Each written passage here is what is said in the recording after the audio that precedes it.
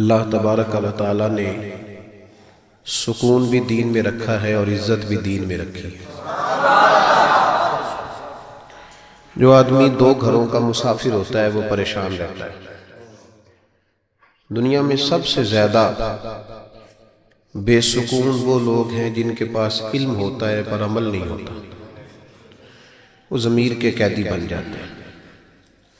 وہ بیچارے صبح و شام بڑا بولتے ہیں، بڑی باتیں کرتے ہیں، لیکن یوں محسوس ہوتا ہے کہ بڑی تکلیف میں۔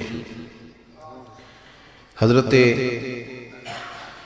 امام عبدالوہاب شورانی رحمۃ اللہ تعالیٰ علیہ فرمایا کرتے تھے کہ یہ جو مخدوم ہوتے ہیں یہ پریشان رہتے ہیں، خادم بڑے خوش رہتے ہیں۔ یہ جو مخدوم ہوتا ہے نا میری طرح کا، اچھے لوگوں کی بات نہیں کرتا، جن کو نعرے لگوانے کا شوق ہو جاتا ہے، پھول ڈلوانے کا شوق ہو جاتا ہے، یہ بڑے پریشان رہتے ہیں۔ فلانے نے سلوٹ ہی نہیں کیا، پتہ نہیں یہ مجھ سے مطمئن نہیں رہا، اس نے دستبوسی نہیں کی، پریشان رہتے ہیں۔ یہ جو خادم ہوتے ہیں نا یہ سکھی ہوتے ہیں، اس لیے کہ انہیں ٹینشن کوئی نہیں ہوتی، کوئی کرے نہ کرے بات ایک ہی ہے، وہ ان کو کوئی پریشانی نہیں ہوتی۔ آپ لوگ بیٹھ جاؤ، بچے سارے یہ جو آپ کے دائیں بائیں بچے ہیں نا جی، ان کو ڈانٹ کے نہیں، میلاد کی محفل میں تو ڈانٹنا ویسے ہی منع ہے، یہ تو موقع ہی خوشی کا ہے۔ ان کو پیار سے بٹھائیں، بچہ بچہ ہی ہوتا ہے، اور وہ بچہ ہوتا ہے۔ ایک بزرگ کے پاس میں بیٹھا تھا تو ایک آدمی اپنے بچے کو دم کرانے لایا، صبح صبح بچے نے اسکول کی وردی پہنی تھی، کہا صاحب اس کو دم کر دیں، ضد کرتا ہے۔ تو بزرگ موج میں تھے، کہنے لگے کیا کہہ رہا ہے؟ کہہ رہا ہے میں نے اسکولے نہیں جانا۔ تو فرمانے لگے ضد تو تم کر رہے ہو جو کہہ رہے ہو ضرور بھیج لیں، وہ تو کہہ رہا ہے میں نے نہیں جانا، تو ضدی تو تم ہو، اس کو قائل کرو اسکول جانے پہ۔ تو بچوں کو تو قائل کیا جاتا ہے نا جی، اطمینان سے بیٹھیں۔ میں نے چند ایک باتیں کرنی ہیں، آپ کا بڑا خوبصورت پروگرام ہے، انشاءاللہ آگے چلے گا، تو میں کوئی بھی بات انشاءاللہ تعالی وقت گزارنے کے لیے نہیں کروں گا کہ چلو تھوڑی لمبی کر لو، آدھا گھنٹہ ہو جائے گا، بلکہ اعلیٰ حضرت رحمت اللہ نے لکھا ہے جس نے کسی کا وقت ضائع کیا اس نے بھی قیامت میں حساب دینا ہے۔ کیوں ٹائم ضائع کیا؟ جو بات دو جملوں میں ہو سکتی ہے وہ دو جملوں میں ہی کرنی چاہیے، اس کو لٹکانا نہیں چاہیے بہت زیادہ۔ اور ویسے بھی خیر الکلام ما قل و دل، بہترین بات وہ ہوتی ہے جو تھوڑی اور مختصر اور جامع ہو۔ نبی پاک صلی اللہ علیہ وسلم دنیا میں لوگوں کو عزتیں دینے کے لیے تشریف لائے۔ قرآن مجید نے کہا کہ اے محبوب اپنے غلاموں سے یہ فرما دو کہ قل ان کنتم تحبون اللہ، ان سے فرماؤ اگر یہ اللہ سے محبت کرنا چاہتے ہیں فاتبعونی، تو آپ کی پیروی کریں۔ پتہ شان کیا ملے گی؟ یحببکم اللہ، اللہ ان سے محبت فرمائے گا۔ نبی پاک صلی اللہ علیہ وسلم کی ادھر دیکھیں میری طرف، ہم نے تقریروں کو نا، تقریریں کیونکہ رہ بھی ماشاءاللہ سبحان اللہ کے لیے گئی ہیں، کئی میری طرح کے لوگ کہتے ہیں مجھے مزہ نہیں آیا اونچا سبحان اللہ کہو، تو میں کہتا ہوں خدا کے بندے تیرے مزے کے لیے سبحان اللہ کہا تو ثواب ہی کوئی نہیں ہونا، کیونکہ اللہ کا ذکر جب تک اللہ کی رضا کے لیے نہ کیا جائے اس وقت تک اجر ہی نہیں ہوتا۔ تو تجھے نہ بھی مزہ آئے تو پھر بھی سبحان اللہ تب بھی کہنا جب اللہ کی رضا کے لیے ہو، اس لیے کہ عبادت الہی میں غیر کا تصور تو ثواب ضائع کرتا ہے، لیکن موج ہے نا۔ تو آپ تھوڑی دیر توجہ کریں، بچوں کو میں نے عرض کیا تھا کہ آپ اشارہ کریں گے تو بچے بیٹھ جائیں گے، غور کریں۔ اللہ فرماتا ہے محبوب جو تیری غلامی کرے گا وہ میرا محبوب بن جائے گا۔ نبی پاک صلی اللہ علیہ وسلم نے نا لوگوں کی عظمتیں بیان کی ہیں۔ انسان خوبی اور کمزوری کا مجموعہ ہوتا ہے، خوبی اور کمزوری دونوں چیزیں ہوتی ہیں۔ ہمیں بھی حضور نے حکم دیا، جامع ترمذی میں، نسائی میں، طبرانی میں، تینوں جگہ حضرت انس بن مالک کی حدیث موجود ہے۔ حضور نے فرمایا اذکروا محاسن موتاکم، جب تم میں سے کوئی فوت ہو جائے تو اس کی اچھی اچھی باتوں کا ذکر کیا کرو، اس کے محاسن بیان کرو۔ اب کسی صحابی نے یہاں یہ سوال نہیں اٹھایا کہ یا رسول اللہ بندے میں تو خوبی تھی کوئی نہیں، حضور نے یہاں مطلق کہا محاسن موتا، مرنے والے کی اچھی باتیں۔ اس کا معنی کیا ہے؟ اس کی شرح میں شارحین نے لکھا ہے کہ اللہ نے کوئی مسلمان ایسا پیدا ہی نہیں کیا جس میں کوئی خوبی نہ رکھی ہو۔ اب ایک حدیث اس پر بخاری کی سن لیں، نبی پاک علیہ السلام نے فرمایا اپنی بیوی سے بغض نہ رکھو، اپنی بیوی سے اگر تمہیں اس کی ایک عادت ناپسند ہے تو اس عادت پر غور کرو جو تمہیں پسند ہے. عورت اگرچہ ناقصات العقل ہوتی ہیں عورتیں، لیکن یہ نہیں ہو سکتا کہ ان میں خوبی کوئی نہ ہو. عورتوں میں خوبیاں بھی ہوتی ہیں. اپنے خاوند کے حق میں عورت کے اندر کچھ نہ کچھ خوبیاں بھی بغض نہ رکھ. وجہ کیا ہے؟ وجہ یہ ہے کہ اللہ کے رسول علیہ السلام لوگوں کو عزت دینے آئے گئے. میلاد عزت کا نام ہے. حضور عزت دینے آئے. ادھر دیکھو میری طرف، صحیح بخاری مسلم کی حدیث ہے. حضور نے فرمایا جس کے چہرے پہ داڑھی ہو سفید رنگ کی. بزرگ ناراض تو نہیں ہو جائیں گے داڑھی کی بات چھیڑنے سے؟ چلو ہو جائے جو پھر کی ہے، گالتے صحیح ہے نا. حضور نے فرمایا جس نے سفید داڑھی والے آدمی کی عزت کی، یہ بخاری مسلم ہے، فرمایا جس نے سفید داڑھی والے بزرگ کی عزت کی وہ سمجھے میں نے اپنے رب کی عزت کی. اتنے بڑے لفظ بیان کر دی. اور ترمذی شریف کے لفظ یوں ہیں، محبوب پاک علیہ السلام نے فرمایا جب سفید داڑھی والا بندہ قبر میں جاتا ہے، اللہ کرے نا ہمیں داڑھی کی توفیق بھی ملے. ہم نے تو قسم اٹھا لیا، کہتے ہیں جب تک نیک نہیں ہونا تب تک داڑھی نہیں رکھنی. تو میں کہتا ہوں تو یہ والی قسم اٹھانا جب تک نیک نہیں ہونا روٹی نہیں کھانی. تو نے داڑھی پہ قسم کھا لیا بھائی. حالانکہ بندہ داڑھی رکھ کے نیک ہو جاتا ہے. داڑھی رکھتا ہے تو نیکیاں، بہت سارے گناہوں سے بچتا ہے، اس کی داڑھی اسے بچاتی ہے. تو حضور عزت دینے آئے. نبی پاک علیہ السلام، عام مومن کی بات ہو رہی ہے، اس میں کوئی حد نہیں، مفتی ہو، پیر ہو، صوفی ہو، درویش ہو، عالم فاضل ہو، حافظ قاری، عام مومن. فرمایا سفید داڑھی والا مومن جب قبر میں جاتا ہے تو رب کریم فرشتوں سے فرماتا ہے اسے عذاب نہ دینا، میرے محبوب کی سنت وہ بھی سفید لے کے آیا، مجھے حیات دیا، اسے عذاب دینا. انسانوں میں کمیاں بھی ہوتی ہیں، خوبیاں بھی ہوتی ہیں، لیکن آپ ادھر دیکھیں نبی پاک صلی اللہ علیہ وسلم نے کبھی کسی کی کمزوری کا ذکر نہیں فرمایا. ابو جہل شراب پیتا تھا، سارے زمانے کو پتا ہے. قبیلہ بنو آراش کا ایک شخص اس زمانے میں نبی پاک کے پاس اس کی شکایت لے کے آیا جب اسلام پر غربت تھی. اس زمانے میں ابو جہل اس کا مال دبا گیا اور حضور نے لے کے دیا. وہ ایک تفصیل ہے چونکہ موضوع نہیں، ادھر نہیں جاتا. لیکن نبی پاک علیہ السلام نے کبھی یہ نہیں کہا کہ یہ ڈاکے مارتا ہے، حالانکہ وہ مارتا تھا، وہ غریبوں کا مال لوٹتا تھا. لیکن حضور علیہ السلام نے کبھی یہ بات ارشاد، اس کو ہدایت کی بات کہی، اس کو درس دیا. ہمارے ہاں تبلیغ، حضور اس کو تبلیغ کرتے تھے، اس پر تنقید نہیں کرتے تھے. ہم کسی کو تبلیغ نہیں کرتے، اس پر تنقید کرتے. حالانکہ ابو جہل حضور کی ذاتی زندگی پر اعتراض کرتا تھا، معاذ اللہ، وہ کہتا تھا جادوگر ہیں، کاہن ہیں، معاذ اللہ تعالیٰ یہ حکمرانی کرنا چاہتے ہیں، یہ سردار، یہ ساری باتیں وہ کرتا تھا. لیکن حضور نے کبھی اس کی ذاتی زندگی پر اتر کر کوئی بات، آپ دیکھیں ذرا تلاش کریں، آپ جتنی بھی حدیثیں آپ پڑھتے جائیں گے نا اس میں آپ کو یہ ملے گا کہ نبی پاک نے کبھی اس کو عزت دی، کبھی اس کو عزت دی، کبھی اس کو عزت دی.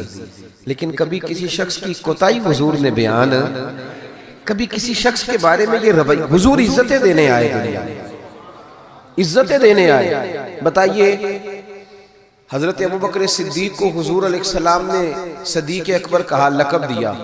حضرت عمر بھی تو سچی بولتے تھے نا، جناب عثمان بھی تو سچی بولتے تھے نا، حضرت سیدنا مولا علی بھی بولیے. لیکن ان کے اندر وہ خوبی زیادہ پائی جاتی تھی تو نبی پاک علیہ السلام نے انہیں صدیق کہا. جناب عمر فاروق اگر حق اور باطل کی بات کرتے تھے تو باتیں حضرت ابوبکر بھی سچی کرتے تھے، لیکن حضور نے انہیں فاروق اعظم کہہ کے عزت دی. حضرت عثمان غنی کو پیکر شرم و حیا کہہ کے نبی پاک نے عزت دی. جناب علی کو اسد اللہ کہہ کے حضور نے عزت دی. بہت سارے لوگ ایسے ہیں، جب ہم کتابیں دیکھتے ہیں تو کچھ ایسی چیزیں ملتی ہیں، کچھ جگہوں پہ ایسی چیزیں ملتی ہیں جن کا ذکر ہو سکتا تھا، لیکن نبی پاک علیہ السلام نے کبھی ان کا ذکر، بلکہ عجیب روایت لکھی ہے امام یوسف صالحی نے سبل الہدی والرشاد میں، اکرمہ بن ابو جہل کا بیٹا. یہاں تو اللہ تعالیٰ خیر فرمائے، دادی کا ظلم نہیں لوگ بھولتے، پردادی کا. بیبیاں کہتی ہیں تہاڈی دادی جو کرتی تھی کدی تانوں دساں نا، بھائی وہ تو اب چلی گئی بیچاری، اب تو کوئی فائدہ نہیں بتانے کا، بات ختم ہو گئی. ہم بھولنے کو تیار، بلکہ ہم یہ کرتے ہیں کہ پنچایت میں کبھی کسی چودھری کے پریشر پہ آ کے صلح کر لیتے ہیں پر معافی نہیں دیتے. کرتے یہ ہیں کہ صلح کر لو، پھر جب کبھی میرے قابو آئے گا تو پھر دیکھ لیں گے اس کا کیا کرنا ہے. نبی پاک صلی اللہ علیہ وسلم کے ساتھ جو کچھ ابو جہل نے کیا حضور نے اس کا ذکر فرمایا. فرمایا فرعون بھی بڑا ظالم تھا پر یہ جو میرا فرعون ہے یہ اس سے بھی سخت ہے. فرعون سے سخت کہا ابو جہل کو.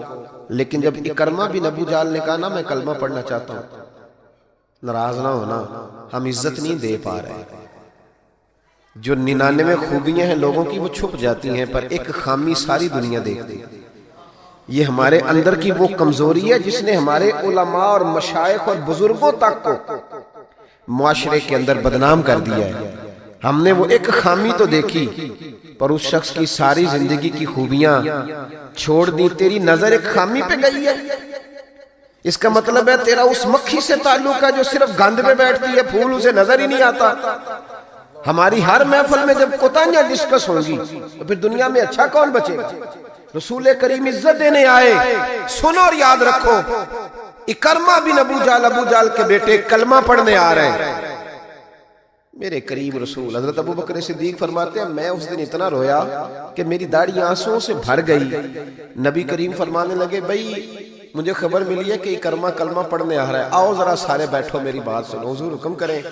تو محبوب نے فرمایا کوئی اس کے سامنے اس کے باپ کو گالی نہ دے, کوئی اس کے باپ کو اس کے سامنے برا کہہ کے نہ پکارے. کوئی یہاں ایک اور بات بھی کرنی بڑی ضروری سمجھتا ہوں, جو پکا بے ایمان کافر تھا, بے ایمان, جب حضور نے منع کر دیا کہ اس کے بیٹے کو تکلیف ہوتی ہے, جس کا کفر نص قطعی سے ثابت ہے, ان الذین کفروا سواء علیہم انذرتہم ام لم تنذرہم لا یؤمنون. اس آیت کی تفسیر میں جہاں بھی آپ کھولیں گے پہلا نام ابو جہل کا ملے گا جس پر نص آ گئی کہ اس کی قسمت میں کفر ہے. جب وہاں حضور نے فرمایا باپ کو کافر نہ کہنا, بیٹے کو تکلیف ہوگی, تو بتا جب تو حضرت عبداللہ اور سیدہ آمنہ کے بارے میں بات کرتا ہے تو حضور کے دل کو تکلیف نہیں ہوتی, شرم نہیں آتی, لوگوں کو حیا نہیں آتی, حضور کا دل دکھاتے. اور دیکھیں عبداللہ کا معنی اللہ کا بندہ ہے, اور جو آمنہ نام ہے اس نام کا حسن تو دیکھیں, ہو درود تجھ پہ بھی آمنہ اور تیرے لال پر بھی سلام ہو. تو تھوڑا آپ بھی پہچانا کریں, جو تیری اماں کو برا کہے تو سلام نہیں لیتا, اور جو نبی پاک کی اماں کے بارے میں بات کہتا ہے تو کہتا ہے مولوی صاحب رال مل کے رہنا چاہیے. عجیب بات ہے نا تیری, اس بندے سے سلام لینے, اس سے گلا ملا لے جس کے سینے میں نبی پاک کے والدین کے بارے میں بغض چھپا ہوا, اس شخص سے سینہ ملائیں. تھوڑا سا سوچا کریں ہمارا کسی سے جائیداد کا کیا رٹا ہے. تو یاد رکھیں اکرمہ جب آ رہے تھے تو نبی کریم علیہ السلام نے فرمایا کوئی اسے اس کے باپ کو اس کے سامنے برا نہ کہے. حضرت ابو بکر صدیق کہتے ہیں پھر حضور نے فرمایا کوئی اس کے باپ کا کفر نہ گنوائے, کوئی اس کی زیادتیوں کا ذکر نہ کرے, کوئی اس کے بارے میں کوئی آیت نہ پڑھے, کوئی میرا قول نہ دہرائے. حضرت سیدنا ابو بکر صدیق فرماتے ہیں میں رونے لگا تو مجھ سے حضرت ابو دردہ کہنے لگے آپ کیوں رو رہے ہیں؟ تو میں نے کہا میں رو رہا ہوں محبوب کی رحمت للعالمین پہ کہ محبوب یہ کس کے استقبال کی تیاریاں کرا رہے ہیں, اور ساری زندگی تکلیف دی کن کے استقبال, خدا را ساری. اب یقین کریں آپ بیٹھ جائیں کسی مجلس میں, ناراض نہ ہونا, علماء اور نیک لوگوں کی بات نہیں کرتا, اپنی اور آپ کی کر رہا ہوں. ہم کسی محفل میں بیٹھ جائیں نا, ہم نے اب گناہوں کے نام بدل لیے ہیں, جھوٹ کا نام ہم نے بہانہ رکھا ہے, میں بہانہ کر چڑیا سے, حالانکہ سچی بات کیا ہے جھوٹ بولا. اور یہ غیبت کا نام ہم نے بدل کے گپ شپ رکھا ہے, تھوڑی دیر گپ شپ کریں. وہ گپ شپ کیا ہے؟ بڑے بڑے مذہبی لوگ میری طرح کے جبہ و دستار, وہ ساتھ والی اتنا اپنی جماعت کی تبلیغ کرنا ضروری نہیں سمجھتے جتنا ساتھ والی جماعت پہ تنقید کرنا ضروری سمجھتے. یوں لگ رہا جیسے مقابلہ چل رہا ہے مذہبی لوگوں کا آپس میں, ہر آنے والے کو اور ہر ملنے والے کو اور ہر جس آدمی کا نام ہے اس کی کوئی نہ کوئی کوتاہی تلاش کر کے رکھنا ہمارا وتیرہ بن گیا ہے. اس مزاج کو بدلنا پڑے گا. جب یہ مزاج بدلے گا تو معاشرے میں حسن پیدا ہوگا. میری طرح جو آدمی بھی تھوڑا سا ممبر پہ بیٹھنے لگتا ہے وہ کہتا ہے میں ہی دین کا کام کر رہا ہوں, جو جماعت بھی کام شروع کرتی ہے کہتے ہیں صرف ہم نے کیا. بھئی تم نے کیا تو تم سے پہلے غیر مسلم سے سارے, تمہیں کیسے پتا چلا یہ دین ہے؟ تھوڑا تھوڑا نرمی پیدا کریں, رویوں کو ٹھنڈا کریں, اپنے ماحول کے اندر وہ حسن پیدا کریں. رسول پاک دنیا میں عزت دینے آئے. کنز الاموال کی حدیث سنیں, حضرت عائشہ صدیقہ رضی اللہ تعالیٰ عنہ حدیث کی راوی ہیں، کہتے میں بیٹھی تھی حضور کی بارگاہ میں، دوپہر کا وقت حضور کے کیلولا کا وقت ہوتا تھا، اس وقت صحابہ نہیں آتے تھے، حضور دوپہر کو تھوڑا آرام کرتے۔ اب تو ہم بڑے بہادر ہیں نا، بالخصوص محفلوں کے لوگ بڑے بہادر ہیں، بڑے دلیر لوگ ہیں، 3 بجے سو کے بھی فجر جماعت سے پڑھ لیتے ہیں، یہ دلیری ہے نا جی۔ حالانکہ بڑا مشکل ہوتا ہے 1-2 بجے سو کے سویرے فجر کی نماز ہے، لیکن میں دلیر سمجھتا ہوں کہ جو بندہ 2 بجے سوئے پھر فجر پڑھ لے، یہ اس کی دلیری ہے۔ یہاں پھر شب زندہ دار ہوتے ہوں گے، ساری رات جاگتے ہوں گے، یہی ہو سکتا ہے۔ نبی کریم علیہ السلام عشاء کے بعد سو جاتے تھے اور پسند کرتے تھے عشاء کے بعد سونا۔ فجر میں حضور تہجد کے وقت بیدار ہوتے تھے، اور تہجد پڑھنا حضور کی دائمہ اور متواترہ سنت ہے۔ دعا کرو میلاد کی محفلوں میں تہجد کے فضائل بھی بیان ہونے شروع ہو جائیں، آمین تو کہہ دو۔ یہ بھی نبی پاک کی سنت ہے، مٹھائی کھانا صرف حضور کی سنت نہیں، تہجد کی نماز دائمہ متواترہ سنت ہے نبی پاک علیہ السلام، ہمیشہ پڑھی نبی کریم۔ تو صبح جلدی اٹھ جاتے تھے۔ اب نیند کی وہ جو کمی انسانی طبیعت میں رہ جاتی ہے، اس کے لیے امت کے لیے اس صبح چھوڑنے کے لیے حضور دوپہر کو آرام کرتے ہیں۔ حضرت عائشہ صدیقہ رضی اللہ تعالیٰ عنہ فرماتے ہیں اس وقت بالعموم صحابہ نہیں ملنے آیا کرتے۔ سمجھ آ رہی ہے میری باتوں؟ صحابہ اس وقت ملنے نہیں آتے تھے، ان کو پتا تھا یہ حضور کے آرام کا وقت ہے۔ کہتے ہیں ایک بوڑھی خاتون ایک دن آ گئی دوپہر کو، عام روٹین میں لوگ نہیں آتے تھے، وہ آئی، اس کے ہاتھ میں چھڑی تھی، لاٹھی پکڑی تھی، اس نے دروازے پہ دستک دی۔ جب میں نے پوچھا کون ہے تو وہ عورت بولی، توجہ کرنا بات، حضور آرام کر رہے تھے، کہتے وہ عورت جب بولی نا، اللہ کے محبوب چارپائی پہ اٹھ کے بیٹھ گئے، اس کی آواز کانوں سے ٹکرائی، حضور اٹھ کے بیٹھ گئے۔ دروازہ کھولا، وہ خاتون اندر آئی تو بڑی دنیا آتی تھی، پر جس انداز میں نبی پاک نے اس کا استقبال کیا ایسا کم ہوتا۔ حضور کھڑے ہو گئے، پھر محبوب پاک نے بٹھایا، پھر حضور علیہ السلام کی میں آنکھوں کا حسن اور روشنی دیکھ کے اندازہ کر رہی تھی کہ اس کے آنے سے حضور بڑے ہی زیادہ خوش ہیں، نبی پاک بڑے خوش ہیں۔ اللہ کے محبوب نے کھجوریں دی، سرکہ دیا، دیر تک حضور ان کی باتیں سنتے رہے۔ حضرت عائشہ صدیقہ کہتی ہے محب ہو کے محبوب نے، کنز المال میں حدیث موجود ہے، محب ہو کے محبوب نے باتیں سنی، تسلی سے باتیں سنی، خوش ہو کے سنی۔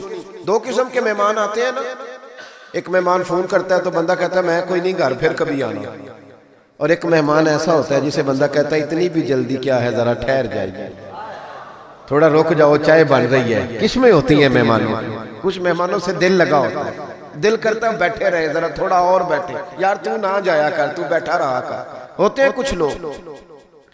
دیر تک نبی کریم علیہ السلام نے بات سنی، اور کیا بات ہے، جناب عائشہ صدیقہ کہتی ہیں دل حضور کا لگا، میں نے دیکھا تو میں بڑی مطمئن تھی۔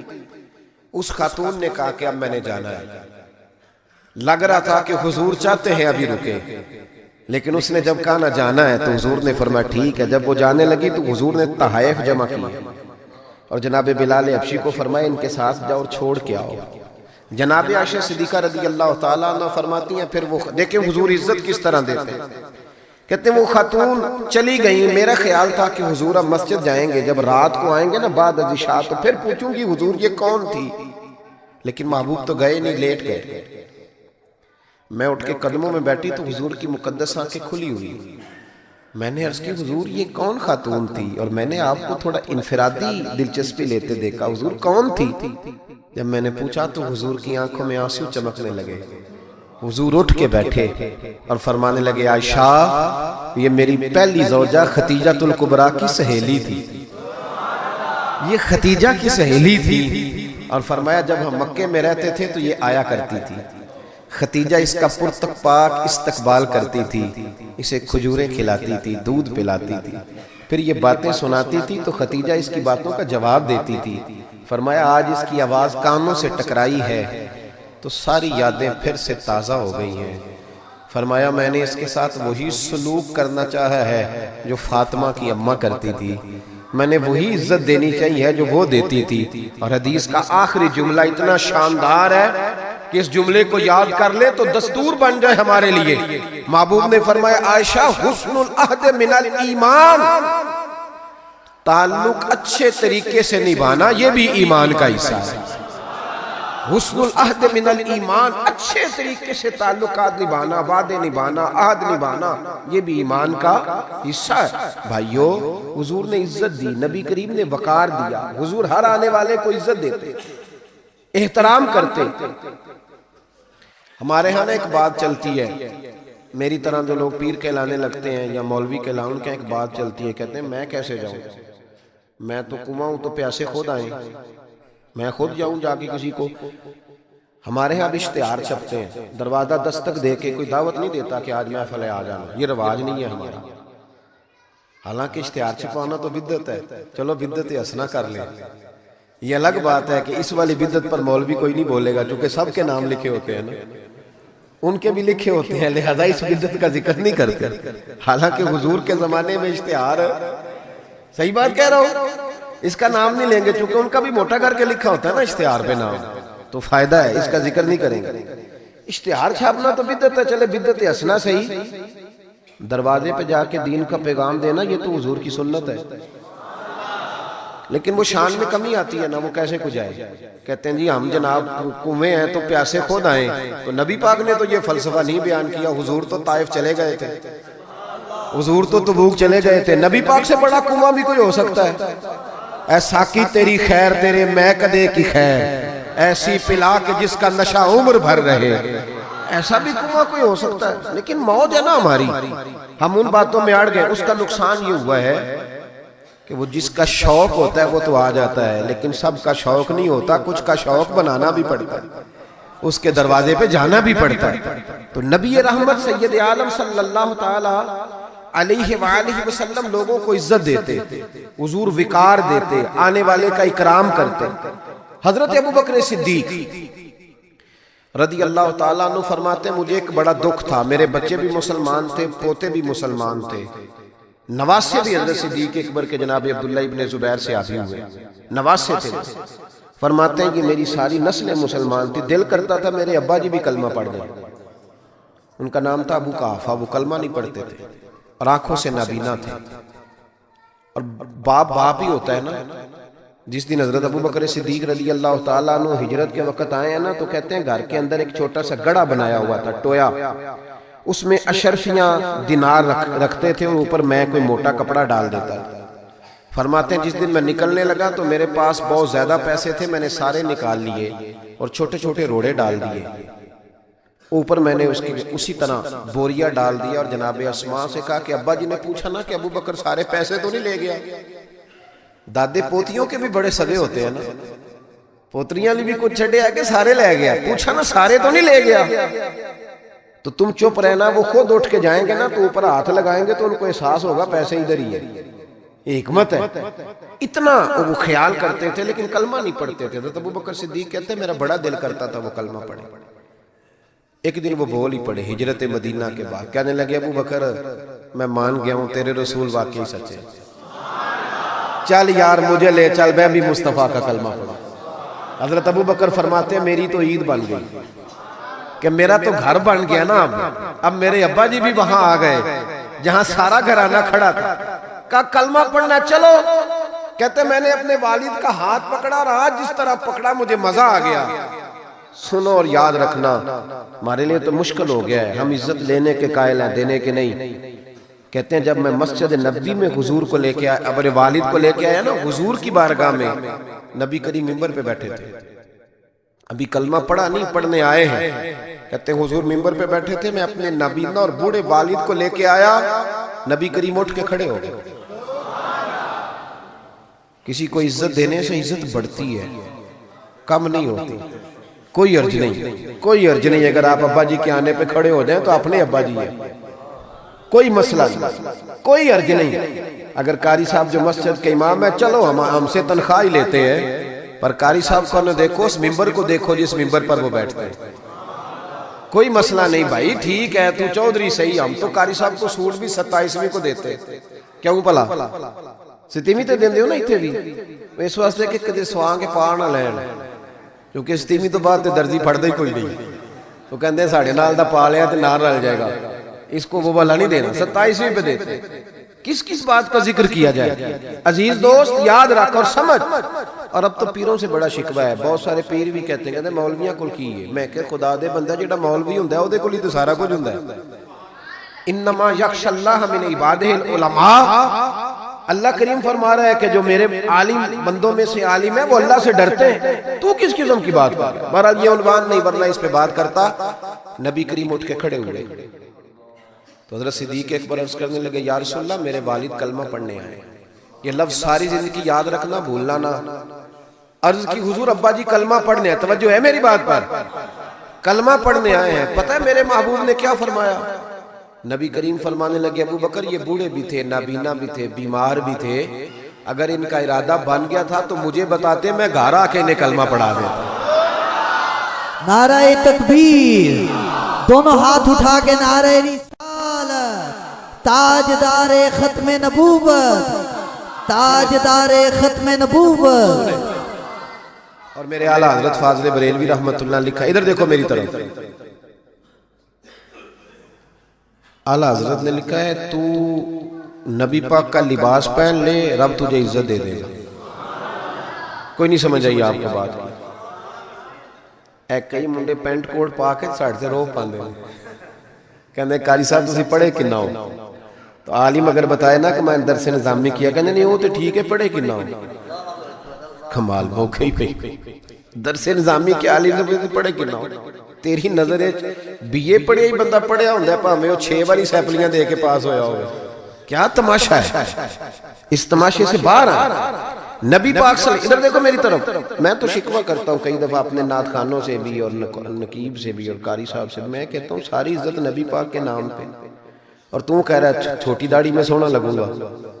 میں کل حدیث پڑھ رہا تھا بخاری سے، حضرت ابو معمر رضی اللہ تعالیٰ عنہ نے حضرت خبیب سے پوچھا کہ نبی پاک زور اور عصر کی نمازوں میں قرات کرتے تھے؟ ادھر دیکھو میری طرف. زور اور عصر میں قرات کرتے تھے؟ حضرت خبیب کہنے لگے کرتے تھے. کہا آپ کو کیسے پتا ہے؟ کہنے لگے جب میں نماز پڑھتا تھا تو حضور کو چھپ چھپ کے دیکھا کرتا تھا. اور اگلے لفظ سنو، کہنے لگے زور اور عصر میں نے حضور کی داڑھی کو ہلتے دیکھا ہے. نبی پاک کی داڑھی کو چھوٹی ہوئے تو ہل دیئے، پوری ہوئے بوٹھتے تاں ہی ہل دیئے. چھوٹی داڑھی ہلتی ہوئی نظر، وہ تو تھوڑی ہلتی ہے، داڑھی نہیں ہلتی. تو داڑھی جو سرکار کا طریقہ ہے اس کے مطابق رکھیں، اپنی مرضی کی نہ رکھیں. نبی رکھ جو لی تو چھوٹی والے نے بھی لوگ کا مولوی صاحب ہی کہنا ہے. اور ویسے بھی داڑھی کا تو وزن ہی کوئی نہیں ہوتا. کیا ہوتا ہے؟ یہ وجود کا حصہ ہے، جسم کا حصہ ہے، حسن ہوتا ہے. حضرت صاحب ہمارے وزن تو نہیں ہوتا پر داڑھی کا حسن ہوتا ہے. سبحان اللہ. اعلیٰ حضرت فرماتے ہیں تو حضور کا لباس پہن لے. نبی پاک ایک بڑی خوبصورت بات لکھی ہے آپ نے ملفوظات میں. فرماتے ہیں اورنگزیب عالمگیر بڑا سیانہ بادشاہ تھا. فتاوی عالمگیری 500 علماء کو بٹھا کے لکھوائی اورنگزیب عالمگیری. اور ملا جیون رحمت اللہ علیہ جو تفسیرات احمدیہ جنہوں نے لکھی ہے ان کا شاگرد بھی تھا، مرید بھی تھا. اور حضرت ملا جیون رحمت اللہ علیہ فرماتے ہیں دیکھیں کسی کی سابقہ زندگی اور ہے، لیکن جب وہ بدلا تو پھر کیا بدلا؟ فرمانے لگے کہ ایک دن فجر کی بارش تیز ہو رہی تھی تو میں فجر کی نماز میں لیٹ ہو گیا. تو میرے دل میں اچانک خیال آیا پتہ نہیں کو مسجد میں آیا بھی ہوگا کہ نہیں آیا ہوگا. لیکن فرماتے ہیں جب میں پہنچا تو وقت کا بادشاہ اورنگزیب عالمگیر مجھ سے پہلے پہنچا ہوا. تو میں نے کہا بادشاہ تو بغیر آج سپاہیوں کے آ گیا؟ کہنے لگے میرے دل میں خیال آیا کہ کہیں اللہ کا گھر سونا نہ رہ جائے.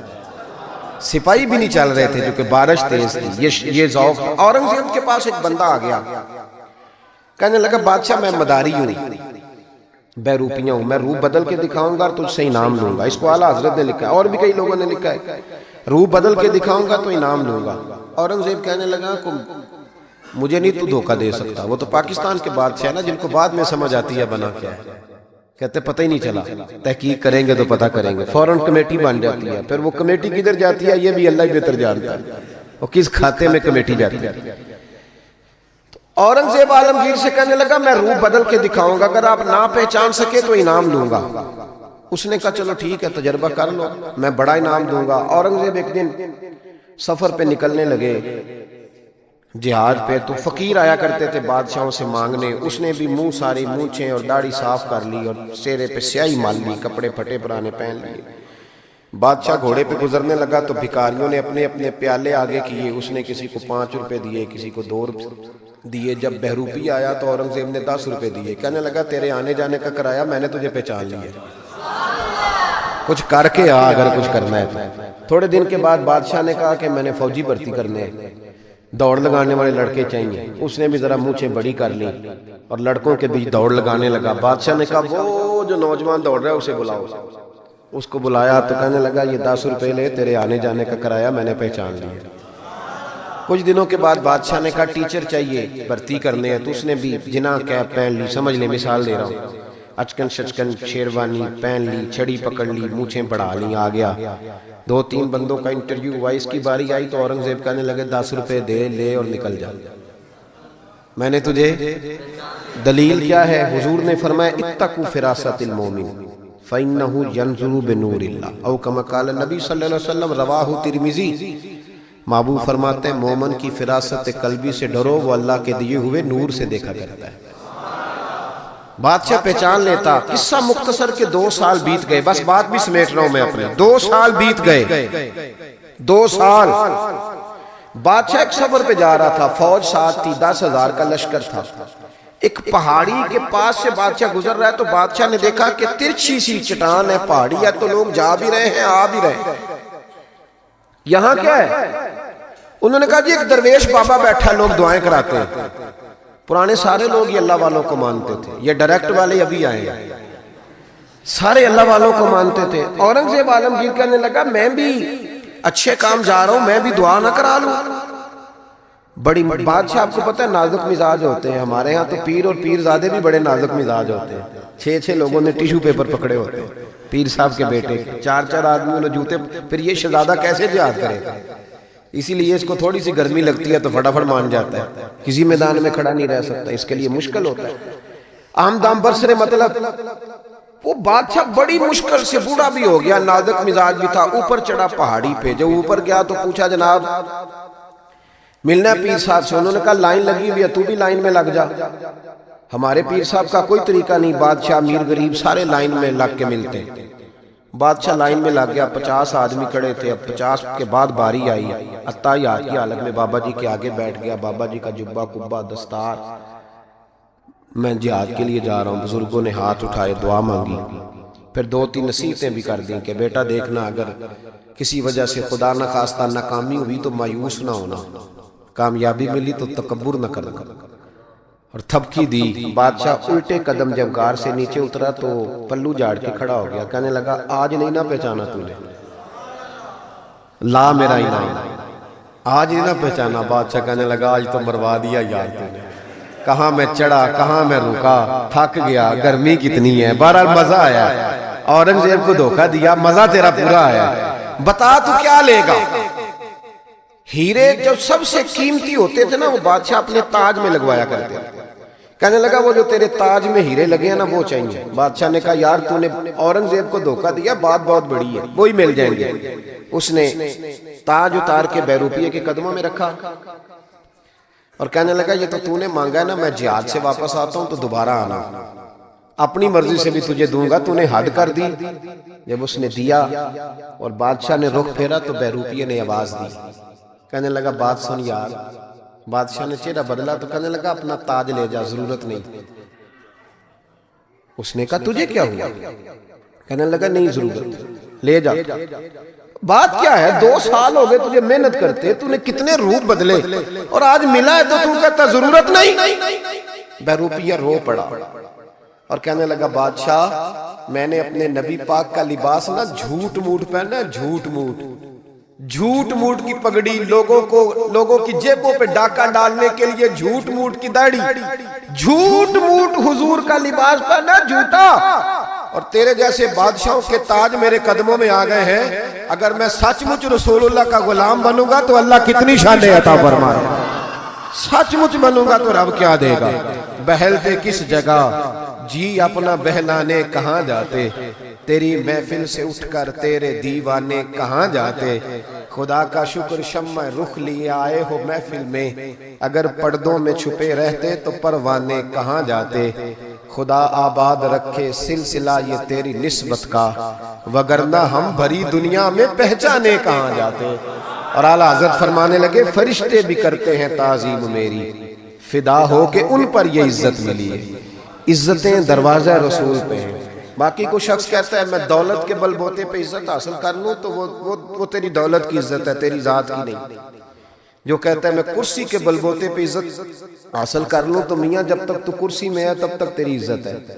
جو شخص کہتا ہے میں کسی کے 7 لاکھ کی عزت حاصل کر لوں تو اس کی ذاتی ایک عزت ذاتی ہے، وہ کون سی؟ جو رب رسول عطا کرتا ہے۔ اس عزت کی طرف سفر کریں، ان کے طریقے کے مطابق چلیں۔ میلاد شریف کا مہینہ آ رہا ہے، آج تو ویسے بھی 28 سفر ہے، حضرت سیدنا امام حسن رضی اللہ تعالیٰ عنہ کا یوم شہادت۔ ربیع الاول شریف آ رہا ہے، یکم ربیع الاول سے 12۔ ہمارے ہاں نا سب سے زیادہ کام ہوتا ہے بحث کرنے کا، بحث نہیں کرنی، کام کرنا ہے۔ جو پوچھے نا جھنڈیاں لگانی ہے کہ نہیں، ان سے کہو تو جھنڈیوں کی بات کرتا ہے، میرا تو دل کرتا ہے تاڑے توڑ کے چھت پہ لگا دو۔ یہ حضور کا میلاد ہے۔ سب سے زیادہ آپ نے یہ کرنا ہے کہ درود شریف کثرت سے پڑھنا ہے۔ پڑھیں گے انشاءاللہ تعالی؟ نہیں، وعدہ نہیں لے رہا، وعدہ نہیں، آپ نے اپنے لیے پڑھنا ہے۔ تسبیح لے لیں۔ کوئی بندہ کہے نا دکھاوے کے لیے پڑھ رہا ہے تو ان کا یا ٹھیک ہے دکھاوے سے۔ تسبیح ہاتھ میں ہوتی ہے تو میرا تجربہ ہے کہ چلتی بھی رہتی ہے، آپ ہاتھ میں رکھیں تو انشاءاللہ چلے گی۔ تو کوئی کہے نا وہ بڑا بابا تسبیح کو ٹھیک ہے یار، کوئی بات مجھے پڑھنے۔ ایک تو آپ نے یہ کام کرنا ہے۔ دوسرے نمبر پہ میلاد شریف کا جب لنگر پکانا ہے نا تو جو 50,000 چودھری دے اس کی صدارت نہیں رکھانی محفل میلاد پہ۔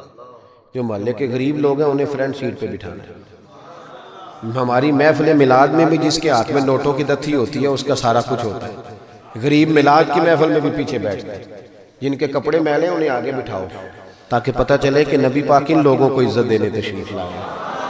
اور جب آپ چاول تقسیم کریں نا تو جو چودھری صاحب ہوتے ہیں وہ علماء کے ساتھ کھانا کھا رہے ہوتے ہیں اندر، اور غریب کہتے ہیں اوے تو 2 شاپر لے گئے ہیں۔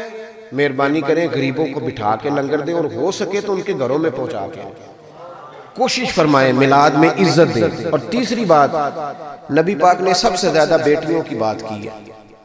میرا مشورہ ہے کہ چھوٹی بڑی عید بے شک بیٹی کو نہ دیا کرو، عید میلاد پہ جوڑا ضرور دیا کرو بیٹی، عید میلاد پہ جوڑا دیا کرو۔ اور بھائیو یاد رکھو، اپنی بیوی کو بندہ لاکھ روپیہ بھی دے تو وہ اتنی تعریف نہیں کرتی، وہ کہتی ہے سارا زمانہ دیتا ہے۔